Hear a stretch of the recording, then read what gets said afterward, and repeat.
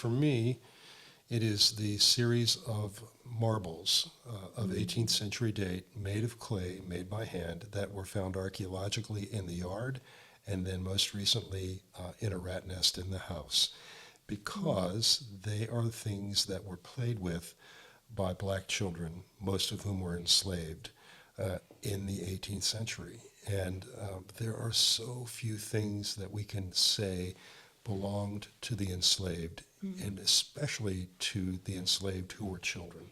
These are real tangible pieces of history that these children used and played with. And it also tells us a little about the fact that they had some time to play. So, being a parent and a grandparent and thinking about my own family, that kind of helps to bring those children to life to a certain degree.